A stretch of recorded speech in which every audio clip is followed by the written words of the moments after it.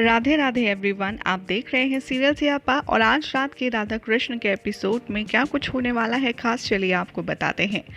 आलक्ष्मी यहाँ पर राधा से कहती हुई नजर आएगी कि तुमने वचन दिया था कि तुम मेरे साथ अवश्य चलोगी और आज शाम को मुझे उनसे मिलने जाना है, तो क्या तुम मेरा साथ दोगी। राधा कहती है कि हाँ हाँ, मैं संध्या में आपके साथ अवश्य चलूँगी। आलक्ष्मी यहाँ पर कृष्ण को इशारा करके अपनी साजिश दिखाती हैं कि कैसे उन्होंने राधा को एक बार में ही कन्विंस कर दिया। दाऊ कहते हैं राधा को कि आओ राधा, कम से कम तुम हमारे साथ भोजन तो कर लो। राधा एक्साइटमेंट में कहती हैं कि अभी नहीं दाऊ, ज्येष्ठा की समस्या खत्म हो जाए तो फिर साथ में बैठकर हम दोनों शाम को भोजन करेंगे। चलिए ज्येष्ठा, संध्या की हमें तैयारी भी तो करनी है, इसलिए हम चलते हैं। दाऊ यहाँ पर राधा को जाता देख कृष्ण से कहते हैं कि हो ना हो, इन सब के पीछे आलक्ष्मी की ही कोई चाल है, अन्यथा ऐसे कभी भोजन त्याग कर कोई गया है क्या। ऐसे दूषित भोजन द्वारका में आज तक कभी नहीं बना। होना हो कान्हा, ये सब कुछ आलक्ष्मी ही कर रही है। कृष्ण भी दाऊ को देखते हुए कहते हैं कि ये आलक्ष्मी की वजह से ही हुआ है। इन सब से ये सिद्ध होता है कि महल में आलक्ष्मी का प्रभाव पड़ रहा है।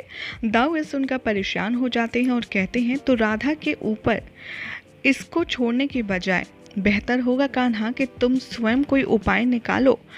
आखिर ये आलक्ष्मी अपने मन में जो आ रहा है वही करती जा रही है।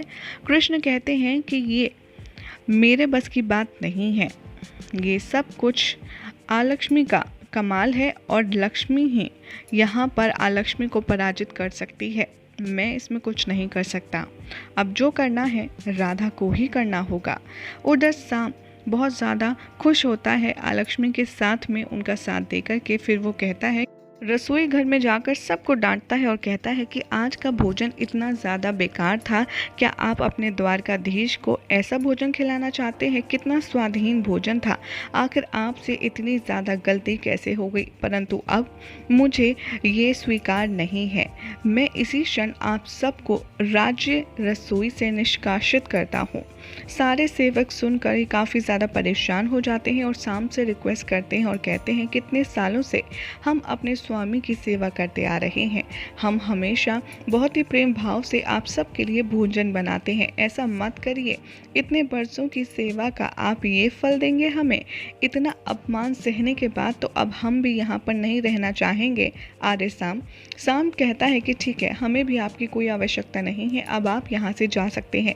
और काम करने वाले सभी कुक को शाम निकाल देता है और उनके जाने के बाद बहुत ज़्यादा खुश हो जाता है। अपने आप में ही बात करते हुए शाम कहता है, आज तक जिस परिवार में कलह नहीं हुई, आज उस परिवार में मात्र भोजन को लेकर के इतनी बड़ी कलह हो गई।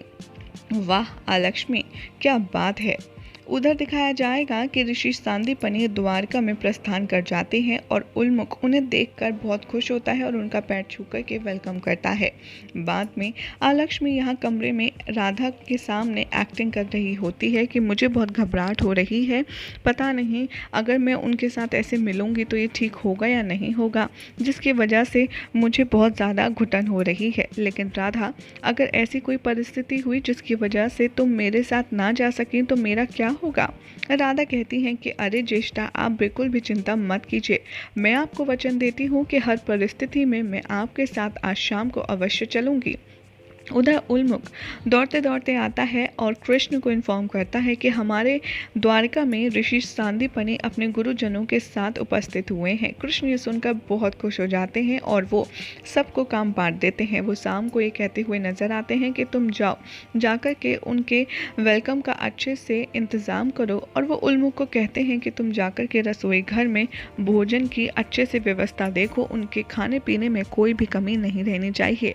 बाद में वो बलराम दाऊ से कहते हैं कि दाऊ, आप उनके चरण कमलों को धोने का इंतज़ाम कीजिए, मैं खुद उनके चरण कमल धोकर के आभार व्यक्त करना चाहता हूँ और आज किसी भी चीज़ में कोई कमी नहीं होनी चाहिए। उधर शाम सबसे पहले राधा के पास पहुंचता है और गुरु सांदीपनि के आने की जानकारी देता है, जिसे सुनकर राधा खुश होती हैं और कहती हैं कि क्या गुरुदेव आज महल में आए हैं, लेकिन मुझे तो ज्येष्ठा के साथ शाम को जाना है।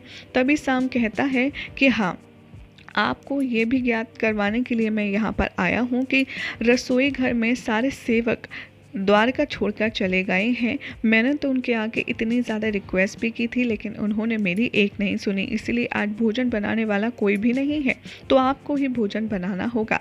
राधा कहती है कि हाँ, हम सब मिलकर, घर में इतनी सारी स्त्रियां हैं, हम सब मिलकर व्यवस्था कर देंगे। उधर आलक्ष्मी कहती हैं कि अब देखना, तुम यहाँ पर किचन में व्यस्त हो जाओगी, रसोई घर में, और तुम अपना वचन तोड़ दोगी, तुम मेरे साथ नहीं जा पाओगी, और रोने लगती है। राधा उनको अपने गले से लगाती है और कहती है कि नहीं ज्येष्ठा, आप परेशान मत होइए, मैं आपके साथ अवश्य चलूंगी।